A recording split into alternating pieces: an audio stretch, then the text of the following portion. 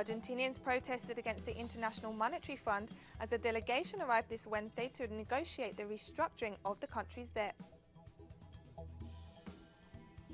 As part of the anti-corruption drive of Mexican President Andrés Manuel López Obrador, former Pemex director Emilio Lozoya was arrested in Spain. Russia abstained in a UN Security Council vote on a resolution calling for a lasting ceasefire in Libya on Wednesday. From the headquarters of Telesur English in Havana, Cuba, this is From the South. I'm Katrina Goss. An International Monetary Fund mission arrived in Argentina on Wednesday to hold meetings with government officials as part of the renegotiation process of the country's debt of $44 billion. The IMF technical team, headed by Julie Kozak, Deputy Director of the Fund's Western Hemisphere Department, will remain in the country for a week. In parallel, Argentinian Minister of Economy Martin Guzman delivered his report on external public debt renegotiation before the plenary of the Chamber of Deputies this afternoon. When one is going to solve a debt crisis problem, you have to take into account the conditions that this leaves for a development process. There is no reason why we should treat bonds under New York law, but rather according to Argentinian law. We also have to safeguard Argentinian law with the understanding that there is a comprehensive problem to be resolved, and all parts will have to be restructured. But safeguarding Argentinian law is fundamental for the development of the domestic capital market. And the Argentinian government has announced the postponement of payment of $1.47 billion of its foreign debt. On Wednesday, protesters urged the government to prioritize food security and social services over paying off the massive bailout loan agreed between the IMF and the previous administration of Mauricio Macri. More demonstrations are planned on Thursday by trade unions and social movements that support the current government's attempts to renegotiate with the IMF. The debt payment or hunger or the debt the government owes the people. The money should not go to the International Monetary Fund. It should actually be a serious plan capable of helping the poorest sectors. And last week, the Argentinian Senate unanimously approved President Alberto Fernandez's bill to restructure the $100 billion of foreign debt. The government says the debt is unpayable in its present form and that the priority is to lift the country out of recession and tackle the poverty and inequality left by Macri's right-wing administration. Brazil's National Union of Teachers of Higher Education Institutions began consultations with its grassroots branches to call a national strike in rejection of far-right President Jair Bolsonaro and his attacks on the Brazilian education system. Teachers are concerned about the eventual approval of a constitutional amendment through which Bolsonaro could impose a cut of up to 25% on public servants' hours and salaries. Meanwhile, over 20,000 oil workers from the state-owned Petrobras company continue the 12th day of an indefinite strike across the South American country in rejection of Bolsonaro's attempts to privatize the oil industry. The right wing in Bolivia is doing all it can to prevent the country's biggest party, the Movement Towards Socialism, from returning to power in the upcoming May 3rd elections. The Electoral Tribunal is undertaking a revision process of the registration of the candidates Evo Morales and Luis Arce, as well as others. The TSE has barred 365 hopefuls from standing in the elections, including 57 from the MAS party. Bolivia's right is not satisfied with forcing the MAS government to resign through the coup on November the 10th last year. It wants to wipe these leaders off the political map. And the most symbolic case is former President Evo Morales' candidacy for the Senate. Those who have gone or tried to go to seek asylum and support in other countries are automatically excluded. To stand for a seat in the Senate is outrageous. I am not going to prejudge what the Electoral Court will decide. We hope it will rule him ineligible. If it doesn't, we have time and we'll see what other legal mechanisms we can use. The main mechanism now for politically annihilating the MAS leaders is to get them ruled ineligible for the elections on May the 3rd, using the argument that they do not meet the 3- or 5-year residency requirements stipulated in the law. By Wednesday, we will complete the documentation demanded. However, it seems strange to us that they have also demanded this of our candidate, Luis Arce, because we have checked and all the required documents were presented. The Supreme Electoral Court has not yet approved the nomination of Evo Morales and 700 other candidates, and it's given them until midweek to deliver the documents it says are missing. The Supreme Electoral Court will begin to analyze on Thursday the additional documentation delivered by the candidates not yet approved. This work will be completed on Monday when we will inform their parties. However, it has been made clear that if these candidates meet the requirements and are approved, the door will remain open until a few days before the May the 3rd elections for others to challenge their nominations. Candidates who are approved by the Electoral Court can still be challenged if some other party or political organization thinks there is reason to do so. This is one way for the right, which is standing 7 candidates in these presidential elections, to remove the movement for socialism from the political scene. But through the de facto government, it is also pursuing legal cases against several of the candidates of the MAS, the party led by the former president Evo Morales. Young people across Venezuela marched on Wednesday to commemorate the country's Youth Day and the 206th anniversary of the Battle of Carabobo. The Vice President of the National Constituent Assembly's Youth Commission, MALAWI, stressed that Venezuela's youth were marching in support for the country project and a future built through the Bolivarian Revolution. Malawi also recalled that the National Constituent Assembly has been mobilized nationwide in every school and university to debate the draft bill on youth employment aimed at better incorporating the sector in the labor force. There's been widespread indignation in El Salvador following the events of Sunday when President Nayib Bukele sent troops into parliament. The president was trying to force lawmakers to vote for a $109 million loan intended to strengthen the country's security forces. Criticisms of the military occupation of parliament, ordered by President Nayib Bukele, have come thick and fast from a range of citizen bodies. I think this is the first important defeat for the government of President Bukele. There are now 2 alternatives. Either the president continues with his aggressive attitude of slandering and attacking people all the time, and that would only deepen the country's problems, or he learns the lesson, which is that he cannot lead an effective government which tackles the country's problems by breaking the constitutional rules.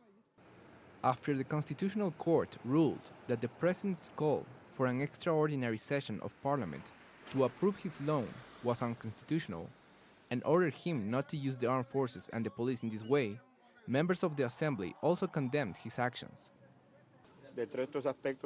We have issued a strenuous condemnation of the fact, for example, that the police broke into the parliament's premises by breaking through the gates and jumping over walls. Then the army and the police and the president himself came into the chamber without being invited. 20 years after the peace accords were signed in El Salvador, the younger generation, who have grown up in democracy and peace, are alarmed by the government's actions. Our people had to struggle for decades to rid themselves of terribly bloody military dictatorships. So we, as young people, have inherited that. And it is our duty to understand where our country came from, to know its history. The fact that we did not live through those atrocities doesn't mean we don't have to understand them. Sunday's events continue to draw criticism at home and abroad. President Nayib Bukele says he will comply with the court's ruling, which forbids him from calling another such extraordinary session of the Legislative Assembly.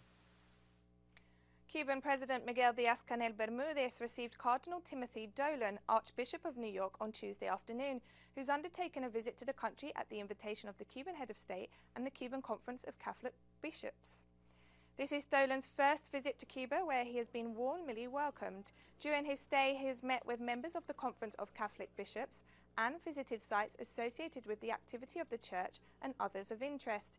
He's also officiated several masses, including in the minor Basilica of Our Lady of Charity of El Cobre in Santiago de Cuba and in the Metropolitan Cathedral of Havana. And Cardinal Timothy Dolan spoke to reporters about his impressions during his visit to the island, emphasizing that tensions between the US and Cuba have been recurrent throughout history. What's interesting to me is that while there may be tension with the two governments, the people seem to love one another. So the people in the United States have a tremendous admiration for the people of Cuba. And I sense in my short time here that the people of Cuba love the people of the United States. So I hope the people, I hope the spirit of the people towards reconciliation conquers. So. And coming up, the former Pemex director has been arrested in Mallorca. Don't go away.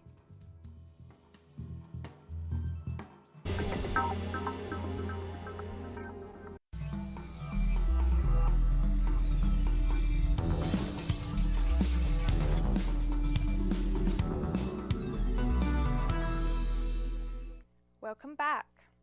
The Attorney General's Office of Mexico confirmed that Emilio Lozoya Austin, former director of the state-owned oil company Pemex, was arrested on Wednesday in Spain. Lozoya was Pemex director from 2012 to 2016 under the Enrique Peña Nieto administration. Mexico was searching for him over his alleged implication in 3 offences: organised crime, bribery and transactions with resources of illicit origin linked to the renowned Odebrecht corruption scandal. Spanish authorities reported that he was arrested in Mallorca. Senator for Vermont Bernie Sanders has won the New Hampshire Democratic primary. He tweeted that the victory was thanks to a movement that will transform the country. Sanders secured 26% of the vote to beat his closest rival, former South Bend, Indiana Mayor Pete Buttigieg, who finished with 24.4%. It was another bad night for former Vice President Joe Biden, who sank to a disastrous 5th place with just over 8% of the vote. And let me say tonight that this victory here is the beginning of the end for Donald Trump.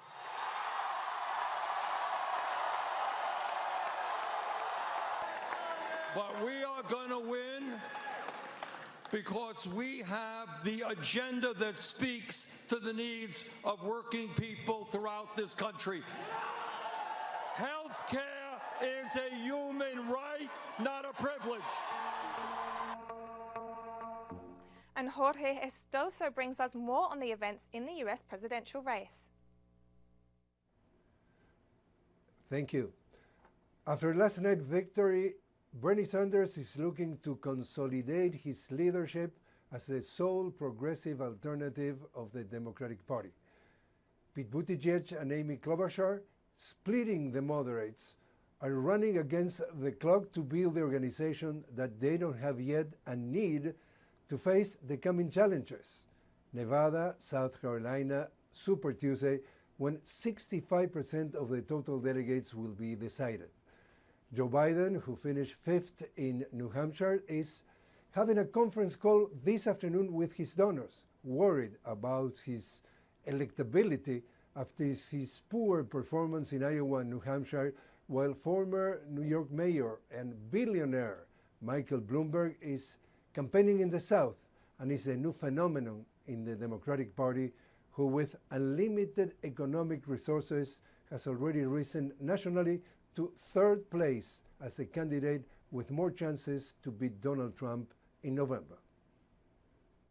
The Organization of American States is preparing to choose its new Secretary General for the next 5 years. The Permanent Council of the OAS will hold an extraordinary session on Wednesday at its Washington headquarters to receive the 3 candidates for Secretary General: current Secretary General Luis Almagro, Hugo de Sela from Peru, and Maria Fernanda Espinosa from Ecuador. The Council will hear the candidates' proposals and initiatives for the organization. The election will be held on March 20th, when the OAS will also choose an Assistant Secretary General. And the former President of the UN General Assembly and former Foreign Minister of Ecuador, Maria Fernanda Espinosa, presented her perspective for the OAS. If elected, she will be the first woman to lead the organization. Espinosa said she would promote real integration in the region, including Caribbean nations. She was nominated by Antigua and Barbuda and St. Vincent and the Grenadines. The Caribbean have great potential for development and are a hemispheric example of regional economic integration. The particular challenges demand special attention from the OAS.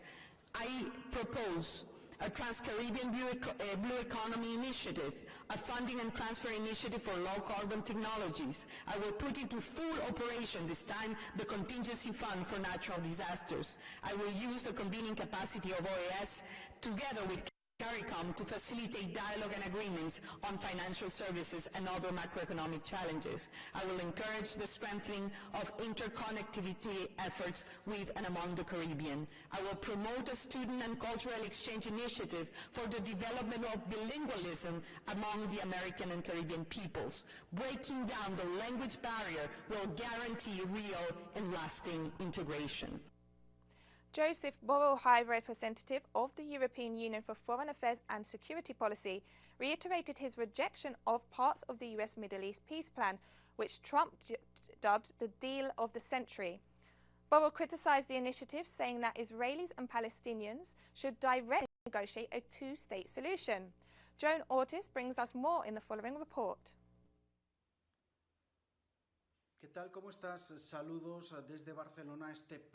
Hello, how are you? Greetings from Barcelona. This controversial plan of the President of the United States for peace in Israel and Palestine has sparked many reservations in the heart of European institutions.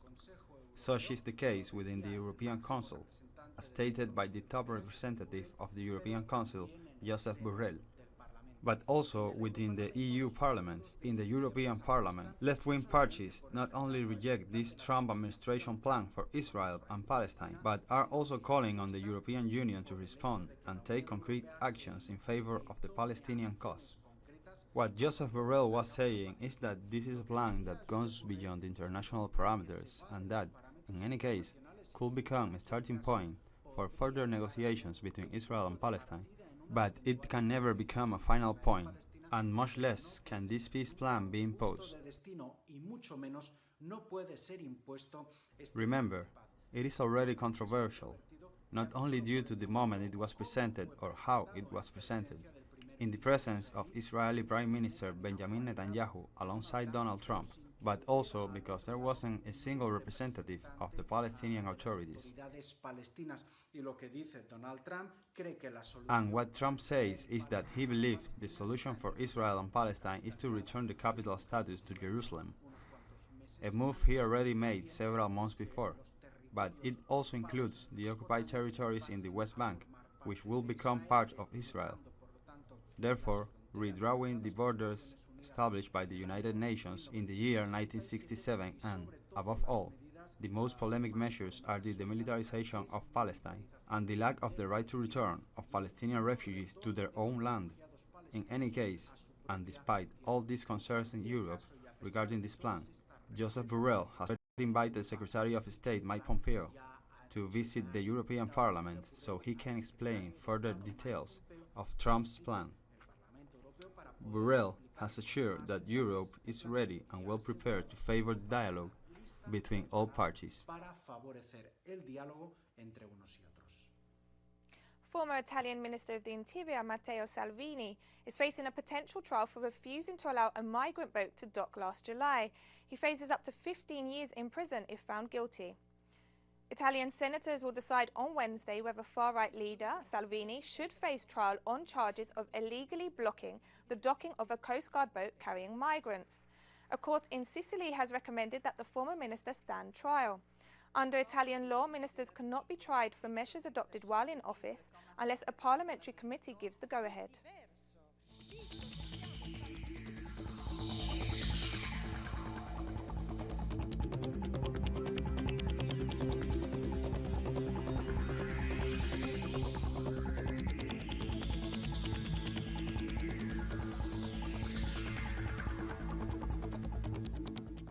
The death toll from the novel coronavirus, now officially named COVID-19, has risen to 1,115 in mainland China.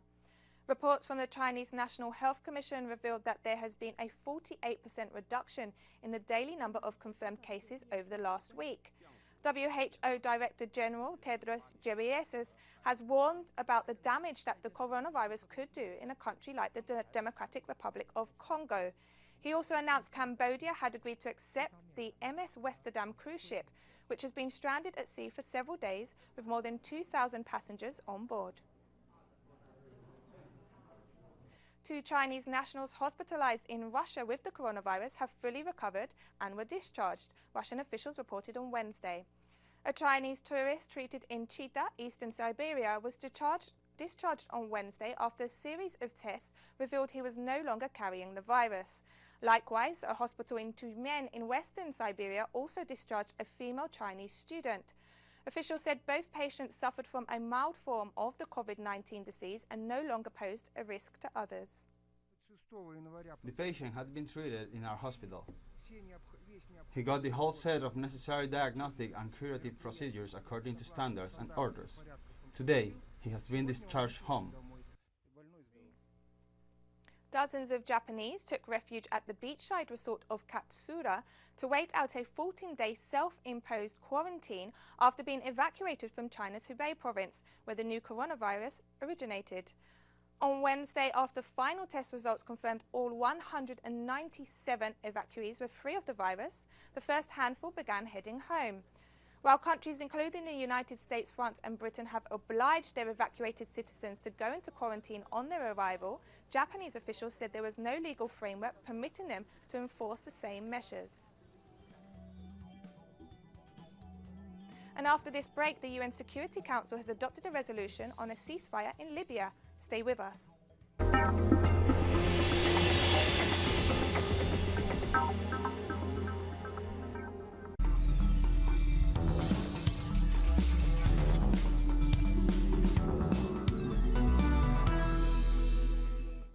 Welcome back.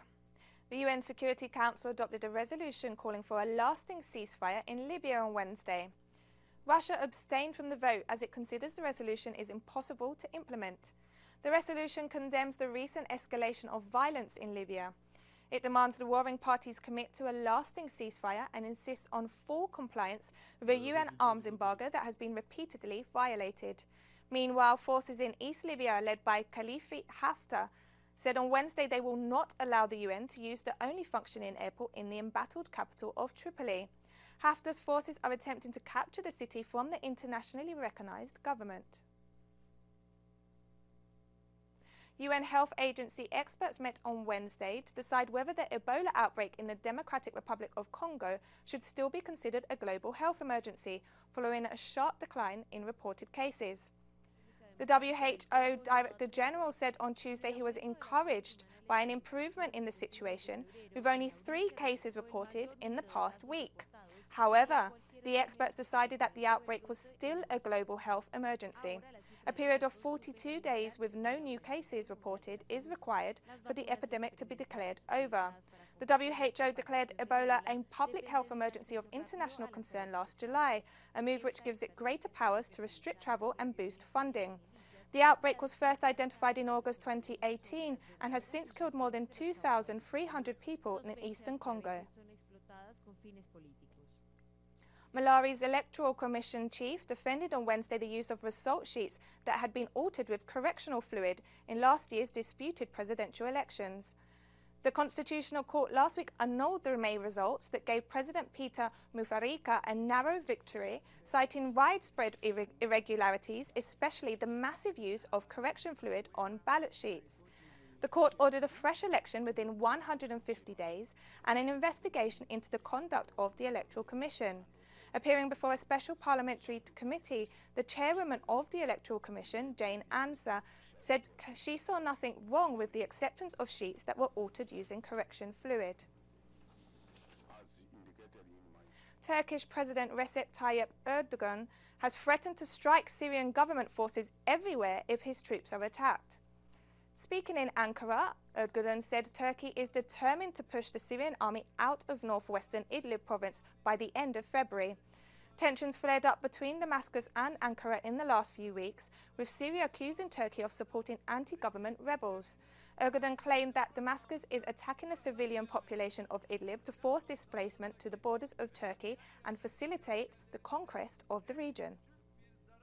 I hereby declare that we will strike regime forces everywhere from now on, regardless of the Idlib and Sochi deal. If any tiny bit of harm is dealt to our soldiers at observation post or elsewhere. And the Russian and Turkish presidents held a phone conversation to discuss the escalation in Idlib province, northwestern Syria. Turkey's president said the two leaders had evaluated the ongoing process in Idlib and especially addressed the attacks on Turkish soldiers by Syrian forces. A Russian delegation held talks in Turkey's capital Ankara on Saturday and Monday over the tensions in Idlib, but failed to reach any agreements. The Office of the United Nations High Commissioner for Human Rights published this Wednesday a list of 112 companies that are linked to illegal Israeli settlements in the occupied West Bank. Among the companies cited are Airbnb, Expedia and TripAdvisor. Of these companies, 94 have headquarters in occupied Palestinian territories.